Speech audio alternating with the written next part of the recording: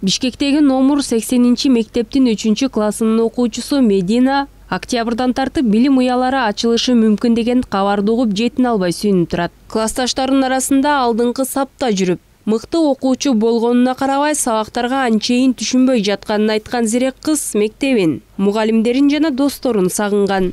Мен көбүнчө русский языкка түшүнбөй калат. Эмнеге дегенде, ал жерде жөн тез айтып салат, эмне экенин билбей калам мен.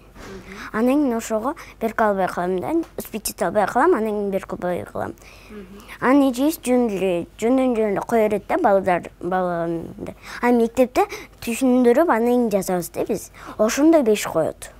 Көп балалуу үй бүлө үчүн дистанттык окуу оорчулук жаратууда дейт Мединанын апасы Нурзат айым. Анын 4 баласы тең мектеп окуучусу. Каарманыбыз эртеден кечке жумушта болгондуктан балдарынын окуусуна көңүл бура албай. Окуу онлайн режимге өткөндөн бери алардын билим деңгээли төмөндөп кеткен. Айтымында чоң класстар үчүн аралыктан окуу бир аз жеңил болгону менен, башталгыч класстын окуучулары үчүн өтө эле оор. Мектептер ачылып, окуу кадимки режимде уланса жакшы болот эле деген шаар тургуну учурда ансыз деле санитардык нормаларды сактабай балдардын баары көчөдө жүрөт дейт.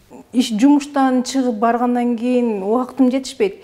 Анан төртөөнү тең телевизордон болот, телевизордон бирөөнүкү гана жетишем, жетишпесем жетишпейм. Себеби сааттар бирдей убакыт болуп калат. Октябрдан баштап окуу ачылса жакшы болмок.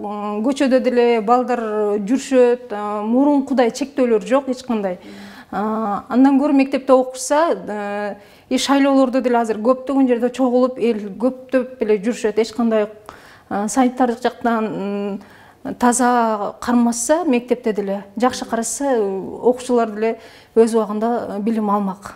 Кыргызстанда 1-класстан башка окуучулар онлайн окуп жатат. Бирок ар кандай себептерден улам балдардын баары аралыктан окууга толук тартылган жок. Алардын онлайн окууга толук тартылбай жатканына аз камсыз болгон үй бүлөлөрдөгү телефон сыналгынын жетишсиздиги, кээ бир аймактарда интернеттин жоктугу себеп. Андан сырткары сабактарга катышпай, кара жумуш менен алек болгон мектеп окуучулары да бар. Тез арада мектептер ачылып, балдарга сапаттуу билим берилбесе абал күн сайын начарлап, балдар кароосуз калып кетип жатат дешет ата-энелер. Эми форма кийбей, эрте менен турбай, анан эне атасы үйдө болгондон кийин аларды жумшайт, тигини жазай койчу, муну алып келе койчу деп. Анан окуган эле жакшы го деп ойлойм мен. Ооба, мен ойлойм, мынтип үйдө отурганча эне аталардыр иштеп атат да алардыга. Акча табыш керек, бала бакыраны багыш керек. Балдар менен үйдө заниматься этиш керек да, ага бир киши керек. Айта кетсек, кечээ күнү өлкө башчы Сооронбай Жээнбеков билим берүү жана илим министри Канибек Исаков менен онлайн кеңешме өткөрүп, анда октябрь айынан тартып мектептерде салттуу негизде билим берүүнү жандандыруу пландаштырылып жаткандыгы тууралуу сүйлөшүлгөн. Өлкө башчы бул сунушту колдоого алып, башталгыч класстардан этап-этабы менен баштоону сунуштаган.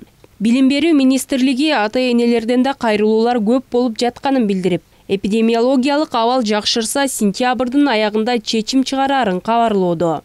Кыргыз Республикасынын саламаттык сактоо министрлиги тарабынан биргеликте нускамаларды иштеп чыкканбыз. Ошо салттуу түрдө окутууда мектеп администрациясынын милдети, мугалимдердин милдети, ата-энелердин жана окуучулардын милдети жазылган. Ал нускамалар жерлерге таратылып берилген. Бардык санитардык нормаларды сактоо менен, социалдык дистанцияларды сактоо менен окутуу кырдаал оңолсо, эгер уруксат берилсе, анда ошо бардык санитардык нормаларды сактоо менен жүргүзүлөт. Деген менен эл арасында күз айларында пандемиянын экинчи толкуну болору айтылып, жаш өспүрүмдөр үчүн кооптонгондор да жок эмес. Анткени коңшу өлкөлөрдө катталып жаткан Кавасаки синдрому бизге келбейт деп эч ким кепилдик бере албайт. Тазагүл Эмилбекова, Гүлчорок Казымкулов, Нью ТВ.